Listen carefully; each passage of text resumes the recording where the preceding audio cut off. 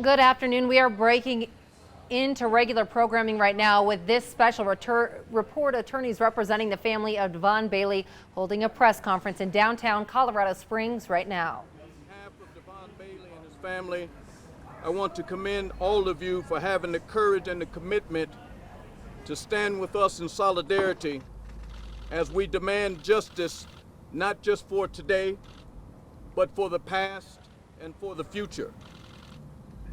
I'm not sure what some of you expect today, but we did not come here to bow our heads and pray, especially with our backs facing the police department. We prayed before we got here. We didn't come here to join hands and sing Kumbaya, but we came here with a list of demands. I want to start by giving just a brief portion of history. This very space, this very piece of real estate that we stand on was not always a police station. It used to be South Junior High School. In fact, back in the days, they had what we called directional schools. You had South Junior High School, you had East, you had West, and you had North. It's real interesting that now West Junior High School is an intergenerational center. East Junior High School is a math and science school. North Junior High School caters to the people who live in Wood Avenue. But South Junior High School expresses one of the first hints of gentrification. They closed the school down, and now it's a police operations center. Are you listening? This is one of the first subliminal hits of gentrification, is when the neighborhood closed its school. South Junior used to be a place for academic instruction.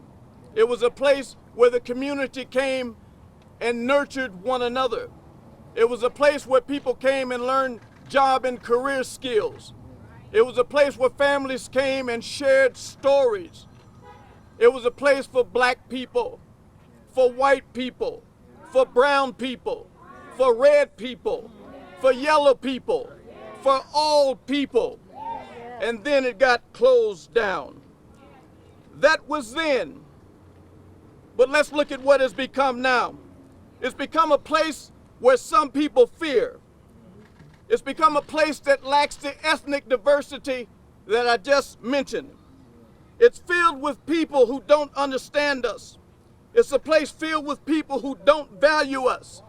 It's a place that breeds and perpetuates systemic racism. So we gather here today to send a message to whoever's listening, both near and far. Mayor Suthers and CSPD, we do not trust you. We do not trust the process of investigation in this case. Regardless of how you try to sweep this under the rug, you will not be successful. We stand here in front of a clear podium as a sign and symbol to tell you that we demand transparency. We demand justice. We demand some resignations. We demand some firings. We demand some new people in government. We're here to also redefine community policing. It's time for the community to police the police. The police can't police the police. Now, we also demand a grand jury investigation. We demand a prosecutor other than Dan May. We demand an immediate release and review of body cams, dash cams, and all video. We demand it, and we demand it now. Release the videos. Appoint an independent special prosecutor. Refer the matter over to a grand jury with an individual special prosecutor. Invite the participation of the Attorney General's office and include the family in all developments. We've been patient, maybe too patient. I say we've been patient, maybe too patient. We've been cordial, maybe too cordial. We've been tolerant, maybe too tolerant. And now it is time for action. We need elected officials that are not afraid to render justice. We need elected officials who are not afraid to speak out. We have asked and we have waited.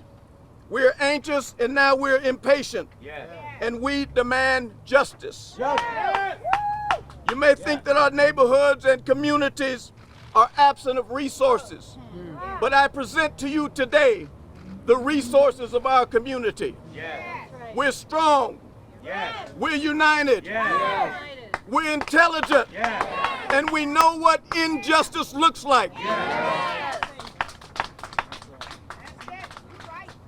I've been joined here today with some other people that want to take a moment or two to make a statement. Deb Walker of Citizens Projects, Pastor Terry Thomas will come after that, Reverend Dr. Stephanie Rose Spalding. You will hear a few words from the Bailey family. We want to be sensitive to their pain today. And their attorneys are here to answer any legal questions. Deb, would you come?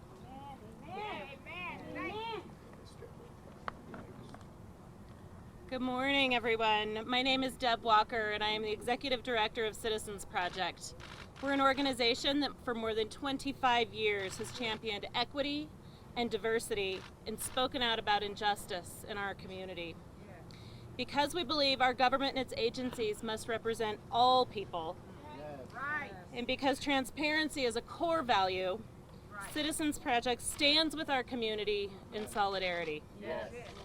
We grieve the loss of Devon Bailey and offer our heartfelt support to his family and to the greater community that is reeling from this tragedy. We will be taking leadership from Reverend Lee and others in the community to facilitate future conversation and community dialogue and our next steps that will lead to healing. Today in our city, we are the latest in a long line of police-involved killings of young black men nationally. The question before us as a community is, how will we be different? How will we be different? How will we handle this as a community so we become stronger instead of stoking the flames of mistrust?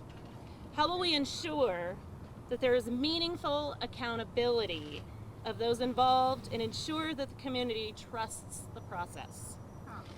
Will we use this as an opportunity to build trust between law enforcement and the community, or will we further divide? Our community has fundamental misgivings that an honest and fair investigation is possible by El Paso County Sheriff's Department in this case. That's right. Oh, you're right, ma'am. Because this perception exists, of bias exists, investigation by a neutral and independent agency is the responsible thing to do. Yes. You're right. You're right. Right. Amen.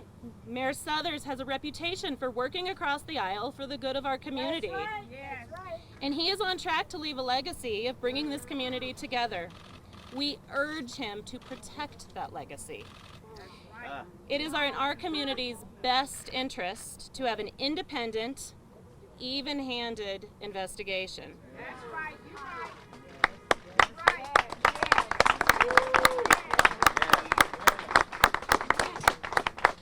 The appearance of conflict in this case requires that we look outside of our community to an agency that is better equipped to execute a neutral investigation. We can be different. Colorado Springs can lead the way in restoring trust between law enforcement and the community. That's right. So I add the Citizens Project voice to that of the Bailey family and ask, will you allow us an open and transparent process? Will you help us begin the healing process? Will our city government be an example to the nation by doing things differently? Will they truly act in the public interest? We implore Mayor Suthers to honor the Bailey family's request. Bring in a neutral investigative agency to conduct this investigation. That's right. You're right. This tragedy is affecting our entire city. And the nation is looking to us to see how we are going to handle this. Yes. The best possible outcome from this tragedy is that we emerge stronger with transparency and trust between law enforcement, leadership, and the community. Right. This is our opportunity to be different. Thank you.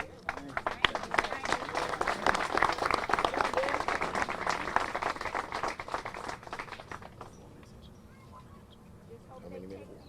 4 minutes. Good afternoon. My name is Terry Thomas. I am the senior pastor of the Lifting Up Jesus Church right here in Colorado Springs, and I'm the founder and the president of the Black Prayer Network, an international prayer organization that is headquartered right here in Colorado Springs. I'm here to stand in support of the Bailey family, of the clergy, and of the citizens of Colorado Springs. I am also here in the name of the Lord. I would remind us today that righteousness exalts the nation, but sin is a reproach to any people. Colorado Springs has been rated by someone as the #1 city in all of America to live in. I myself has counseled military families in transition to stay here and raise their families. I have raised my children here. I have raised my grandchildren here. I would also remind us today that when the righteous are in authority, the people rejoice. But when the wicked are in authority, the people mourn. It looks to me like the people are mourning today with the people that are in authority. So I'm standing in unison with the Bailey family, first of all, and with the rest of the community. This is not St. Louis, this is not New York, this is not Louisiana, this is Colorado Springs. This is our city, and it has happened on our watch. I appreciate the history that Reverend Lee reminded us of as he started this press conference.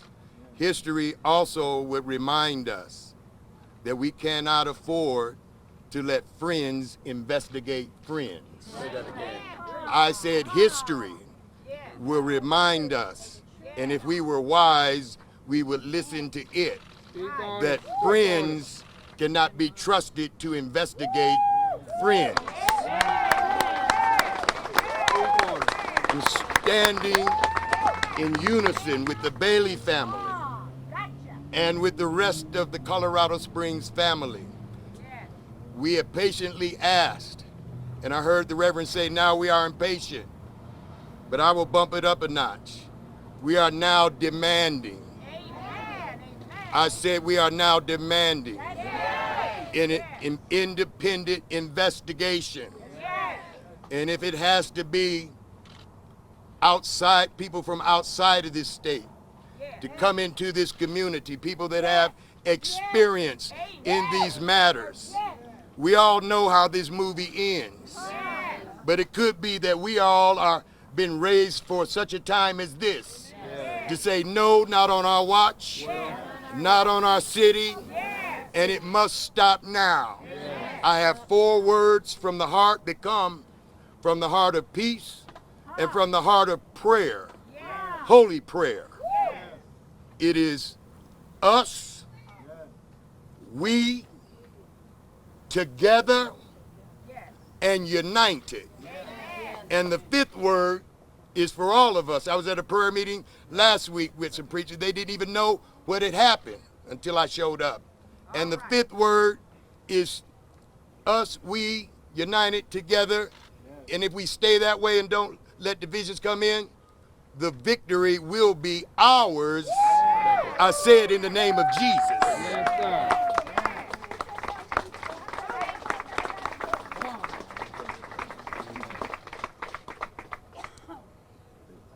There are many out here today who would ask us, how can we call this a good morning? This is the day that God has made, so we will rejoice and be glad in it. So it is a good morning, even in the midst of the work in front of us. I am Reverend Dr. Stephanie Rose Spalding. And I have been in this community for almost 10 years. Some have known me as professor. Others have known me as pastor. Some are coming to know me as public servant. But today, I am a sister. I am a potential mother. I am a human being in mourning. Amen. And I stand here today in honor of the life of Devon Bailey. Yes. Yes. And let me be clear, his life was and is worth honoring.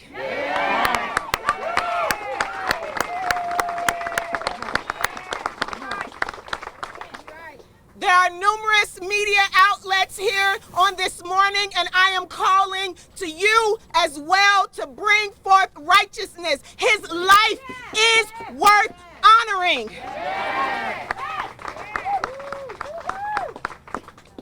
And we will not sit idly by the character assassination, by those who refuse to give justice to black and brown people in life and in death.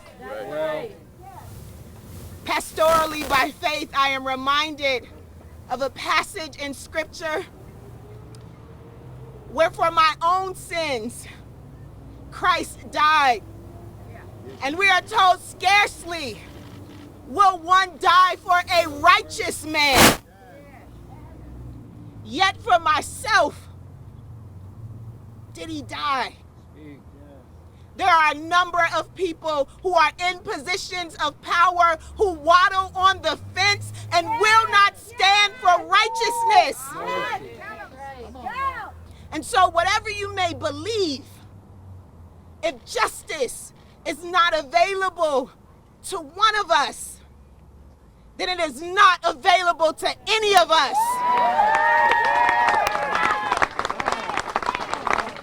Speak on it. Speak on it. And get this correct. You may say, and the narrative may go forward, but it is incorrect. We are not anti-police. I know. But we are for the life and liberty of every human being in this city, in this state, in this country. Yes. Yes. And we cannot have two legal systems for communities of color and those who are white. If we are going to have policing however it looks, we have to know they are not able to be judge and jury and executioner as well.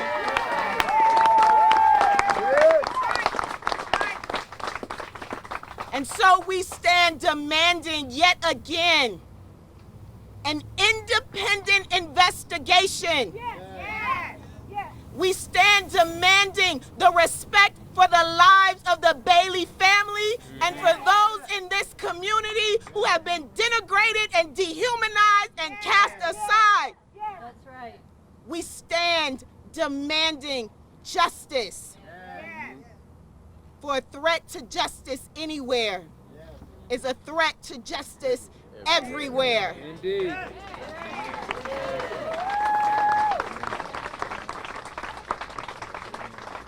At this time, we're going to hear from Devon's father and mother, and we want you to be respectful to the emotions that they're currently experiencing.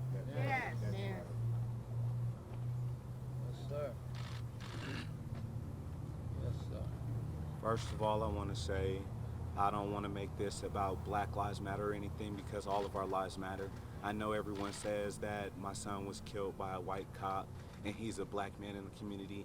Yes, those are facts, but that's not what this is about. This is what's right and what's wrong is wrong. And what's wrong is that my son was shot in the back by law enforcement.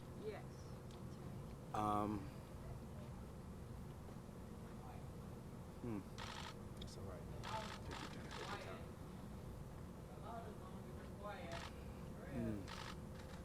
right. I know all lives matter.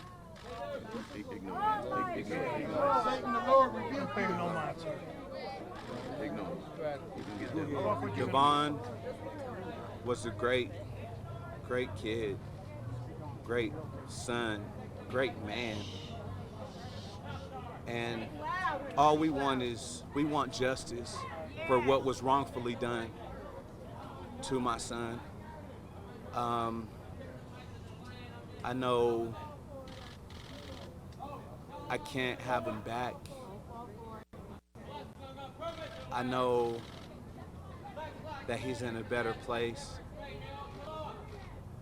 I know that he has opened a lot of eyes in the community. So I also ask, what you see in reports and what you see, don't pass judgment on what you don't know. So for anyone to pass judgment, shame on you. God is the judge. Absolutely. That's the one who we have to answer to. That's the one who has the answers to it. The judge and the jury, every man has his day in court until he's prosecuted and given that guilty verdict. Every man is innocent until proven guilty. Right. So, I don't know. Well said, well said.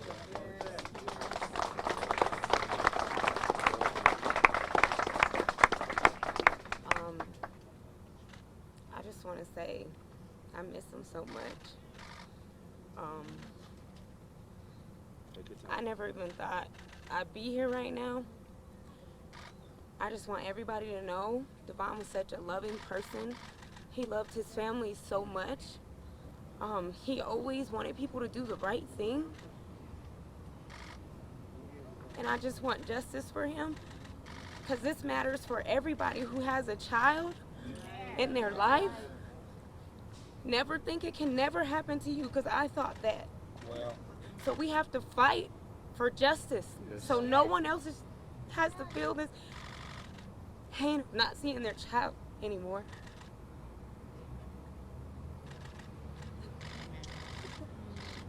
Promise.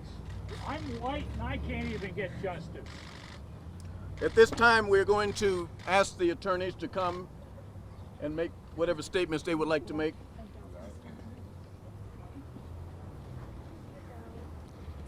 Thank you, Reverend Lee. I'm Daryl Kilmer, and along with my partner, Mari Newman, and our law firm of Kilmer, Lane & Newman, and Colorado Springs lawyer, Dan Kay, we've been hired to represent the Bailey family to help guide them through this very difficult process. As you've seen, the family of Devon Bailey and the friends of Devon Bailey are hurt. This community is very hurt. This community has been hurt. yes. This community has been assaulted. And now the question is, what is this community and the leaders of this city going to do about it? And we're expecting to have an answer, at least preliminarily, soon, maybe this week. We've been promised that we will see some video this week. I commend the city for that decision, and we demand that we see all of the video. Too often it happens that we see the hand that they're holding, but they won't show the cards that are the full story. And we need the full story. Transparency is crucial. The very notion of due process in our country, in our Constitution, requires a fair, impartial investigation. And it cannot be done by the city itself. And I'm here to tell you it cannot be done by El Paso County either. That's right. This is a hand right in the glove, and they both move side by side. We need a truly independent investigation. We need an independent prosecutorial decision. Can you imagine how long it would take prosecutors to decide to charge with murder charges if the shoe was on the other foot? If police officers had been on the receiving end of those bullets, there's not a question in any of our minds as to what would happen. And we have one set of laws, and those police officers are subject to the same laws. And the family of Devon Bailey is entitled to rely upon the honesty and the forthright and thorough, impartial investigation, and that's what we're demanding.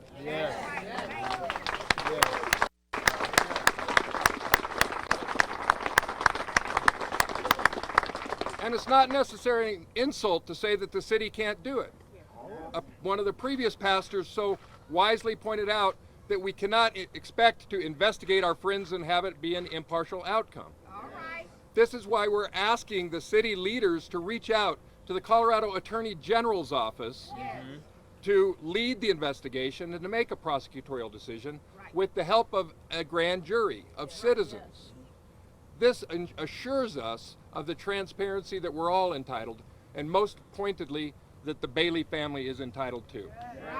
I don't think we can trust any result short of any of that honest, transparent effort by the city and the law enforcement agencies. No one is above the law. Prosecutes the prosecutor. No one is above the law, and that includes the police officers who were involved in this shooting. That's who is being investigated right now. And that's what we're expecting to have a full and fair investigation.